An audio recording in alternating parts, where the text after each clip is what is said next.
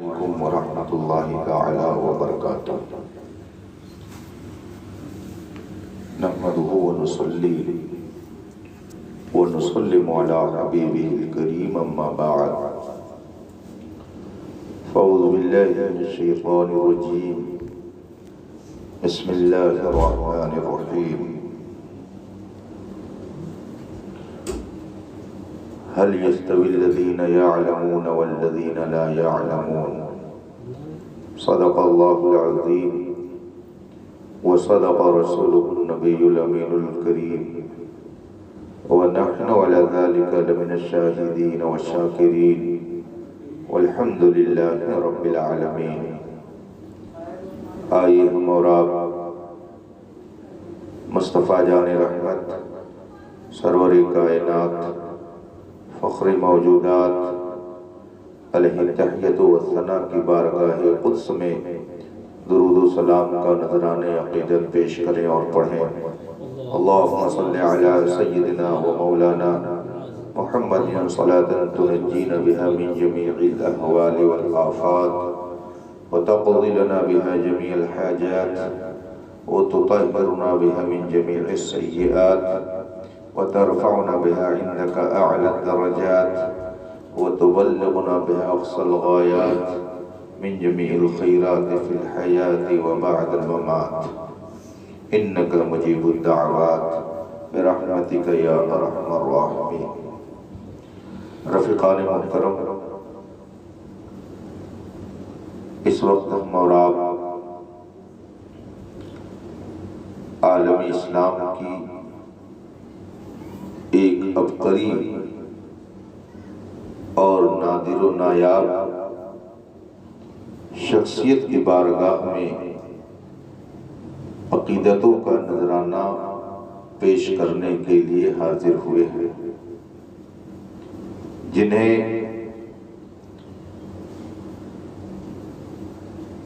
دنیا خلیفہ اعلیٰ حضرت مبلغ اسلام علامہ عبدالعلی میرٹھی مہاجر مدنی علیہ الرحمت و رضوان کے نام سے جانتی ہے۔ یہ مختصر تقریب ملکی حالات کے پیش نظر تھوڑے وقتوں میں ختم ہو جائے گی، لیکن اخلاص کے ساتھ کچھ دیر ہی نیکوں کا ذکر اگر رب کی بارگاہ میں قبول ہو جائے تو وہ پوری رات پروگراموں سے بھاری ہوا کرتے ہیں۔ ہم اور آپ اس وقت امام اہل سنت اعلیٰ حضرت عظیم البرکت مجدد دین و ملت سیدنا امام احمد رضا فاضل بریلوی رضی اللہ تبارک و تعالی عنہ کے خلفاء میں اس عظیم خلیفہ کا ذکر سننے اور سنانے کے لیے بیٹھے ہوئے ہیں، جس کی دعوت و تبلیغ کا چرچا صرف جماعت اہل سنت میں ہی نہیں ہے، بلکہ باطل فرقے بھی ان کی دعوت و تبلیغ کی خدمات کا اعتراف کرتے نظر آتے ہیں۔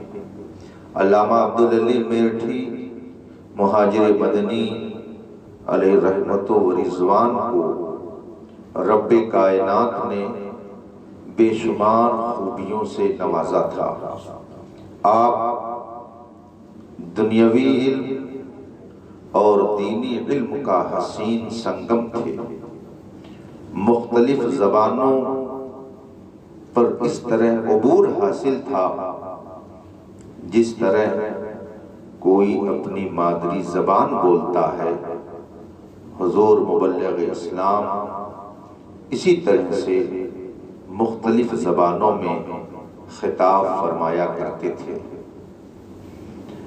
اعلیٰ حضرت رضی اللہ تبارک و تعالی عنہ کے خلفاء میں ہر ایک اپنی ایک الگ اور نمایاں شان کا مالک ہے۔ حضور صدر الشریعہ بے شمار خوبیوں کے مالک، مگر علم فقہ میں انہیں جو نمایاں مقام حاصل ہے وہ سب پر واضح ہے۔ حضور صدر الافاضل علامہ سید محمد نعیم الدین مراد آبادی رحمۃ اللہ تعالی علیہ کو فکر و تدبر میں جو ملکہ حاصل وہ سب پر واضح ہے۔ حضور محدث اعظم ہند علیہ رحمت و رضوان کو فن حدیث میں جو مہارت اور ید طولہ حاصل ہے وہ سب جانتے ہیں۔ سرکار مفتی اعظم ہند کو تفقہ فی الدین کی جو دولت ملی وہ سب پر واضح ہے۔ ملک العلماء علامہ ظفر الدین بہاری علیہ رحمت و رضوان کو علم حدیث اور معقولات میں جو دسترس حاصل ہے اس کا اعتراف سبھی کرتے ہیں۔ غرض کہ امام اہل سنت کے تلامذہ اور خلفاء کی شان یہ تھی کہ ہر ایک اپنی جگہ پر خود ایک انجمن کی حیثیت رکھتا تھا۔ انہی آفتاب و ماہتاب میں حضور مبلغ اسلام علامہ عبدالعلیم میرٹھی رحمۃ اللہ تعالی علیہ کی بھی ذات ہے، جن کی تبلیغی خدمات کا دائرہ اتنا وسیع ہے کہ بر صغیر میں کسی مکتب فکر کا کوئی عالم ان کے برابر دعوت و تبلیغ کی خدمات میں نظر نہیں آتا ہے۔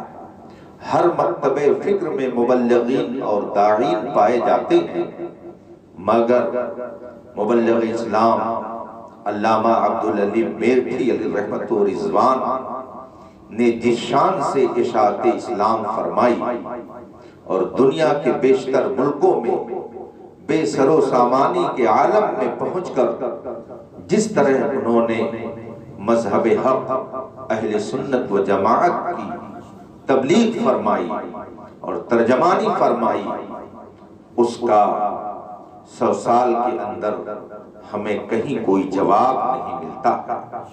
آپ کی دعوت و تبلیغی خدمات کا نتیجہ ہے کہ تقریباً 70,000 غیر مسلموں نے اپنے آپ کو دامن اسلام سے وابستہ کیا۔ یہ وہ خصوصیت ہے کہ جو کسی مکتب فکر کے کسی عالم کو حاصل نہیں ہوئی ہے۔ اگر یہ شرف ملا ہے تو امام احمد رضا کے در سے فیض پانے والی ذات حضور مبلغ اسلام کی ہے کہ جس نے دنیا کے بیشتر ملکوں میں پہنچ کر کے اس طرح سے اسلام کا ڈنکا بجایا کہ برملا اس بات کا اعتراف کرنا ہی پڑتا ہے، ان کا سایہ ایک تجلی، ان کا نقش پا چراغ وہ جدھر گزرے ادھر ہی روشنی ہوتی۔ افریقہ کی وادیوں میں، جنگلوں میں اور صحراؤں میں بسنے والوں کو تہذیب یافتہ بنانا یہ کوئی آسان کام نہیں ہے۔ بے نور کو نور والا بنانا، ظلمت کدوں کو بقعہ نور بنا دینا یہ سب کے بس کی بات نہیں ہے۔ سنگلاخ وادیوں میں پہنچ کر کے اللہ اکبر کی صدا بلند کرنا یہ سب کا کام نہیں ہے۔ این سعادت بزور بازو نیست تا نہ بخشت خدائے بخشندہ، رب کا جس پر خصوصی فضل ہوتا ہے وہی بحر و بر کی وسعتوں میں اسلام کا سچا ترجمان اور سفیر بن کر ابھرتا ہے، اور آج دنیا اسی کو مبلغ اسلام خلیفہ اعلیٰ حضرت علامہ عبدالعلیم میرٹھی کے نام سے جانتی۔ آپ نے بے شمار ملکوں کا دورہ فرما کر اپنی شیریں مقالی سے، گھنگرج خطاب سے، مدلل تقریر سے لوگوں کے قلوب و اذہان پر ایسا اثر ڈالا۔ علماء بیان فرماتے ہیں کہ آپ شہر میں تنہا داخل ہوتے، لیکن جب آپ اس شہر سے رخصت ہوتے تو سینکڑوں نو مسلم جو آپ کی تبلیغ سے متاثر ہو کر مسلمان ہو چکے ہوتے، وہ آپ کو واپس الوداع کرنے کے لیے آپ کے ساتھ ہوتے تھے۔ مجھے کہنے دیا جائے، حضور مبلغ اسلام جس شہر میں جاتے تھے تو تنہا جاتے تھے، مگر جب واپس آتے تو انجمن کی شکل میں واپس آتے۔ یوں کہا جا سکتا ہے کہ میں تو تنہا ہی چلا تھا جانب منزل، مگر لوگ یوں آتے گئے اور کارواں بنتا گیا۔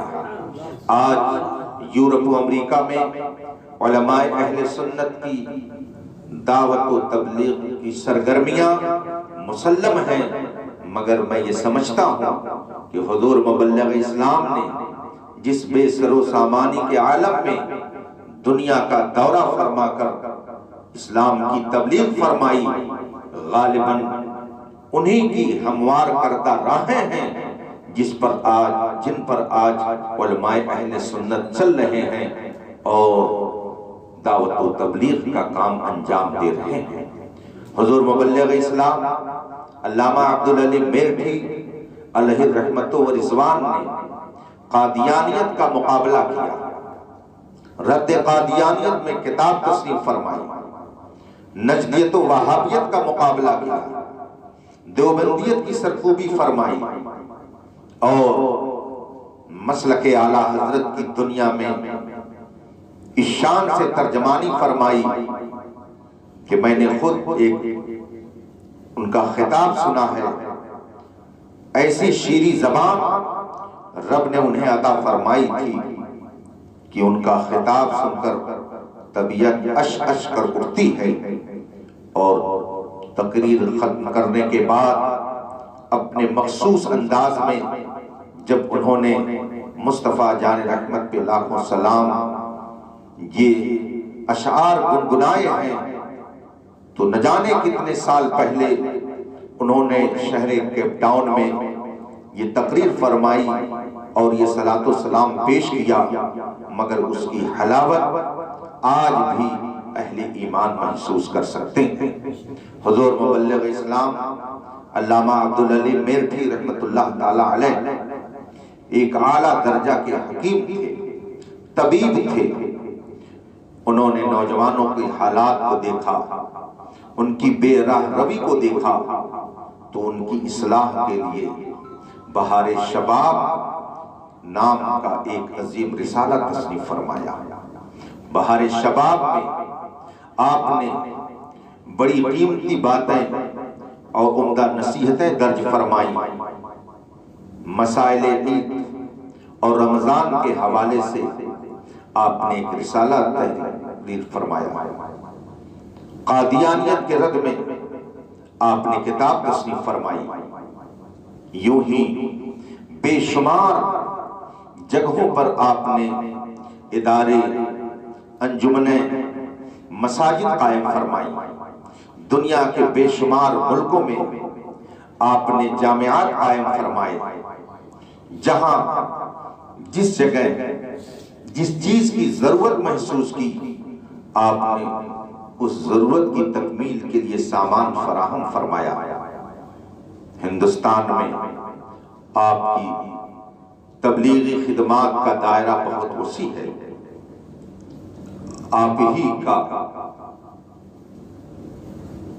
تذکرہ آج کرنے کے لیے ہم یہاں پر حاضر ہیں۔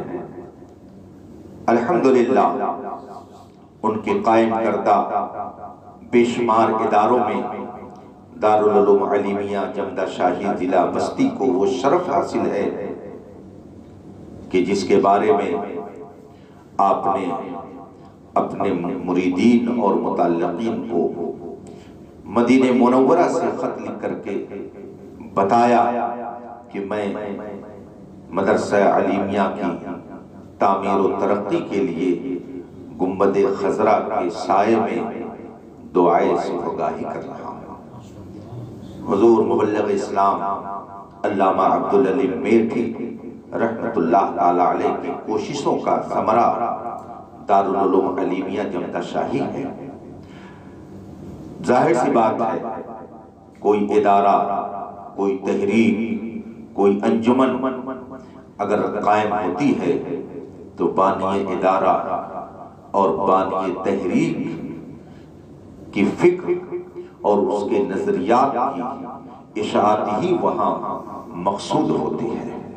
الحمدللہ مبلغ اسلام علیہ رحمت و رضوان زندگی بھر مسلک اہل سنت و جماعت معروف مسلک اعلیٰ حضرت کی ترجمانی فرماتے رہے، تو آپ کے قائم کردہ اداروں کی یہ اہم ذمہ داری ہے کہ ان اداروں کو حضور مبلغ اسلام علیہ رحمت و رضوان کے نظریات اور آپ کے فرمودات کی روشنی میں فروغ دیا جائے، اور ان اداروں سے وہی نظریات شائع ہوں، وہی احکام اور وہی باتیں پہنچائی جائیں، اور قوم کو وہی پیغام دیے جائیں جو حضور مبلغ اسلام نے ہم تک پہنچایا ہے۔ اور حضور مبلغ اسلام نے اپنی طرف سے کچھ نہیں پہنچایا، اپنے مشائخ، اپنے اکابر کی امانتوں کو انہوں نے قوم تک پہنچایا، اور ان مشائخ اور اکابر میں بالخصوص سیدنا اعلیٰ حضرت رضی اللہ تبارک و تعالی عنہ کی تعلیمات ہی ان کی زندگی کا مشن اور ان کی دعوت و تبلیغ کا ایک اہم حصہ ہے۔ وہ خود اپنے ایک شعر میں فرماتے ہیں، تم ہی پھیلا رہے ہو علم حق اکناف عالم میں، امام اہل سنت نائب غوث الورا ہو۔ اور عرض کرتے ہیں امام اہل سنت اعلیٰ حضرت کی بارگاہ میں، عرب میں جا کے ان آنکھوں نے دیکھا جس کی سہولت کو عجم کے واسطے لا رہے وہ قبلہ نما تم ہو۔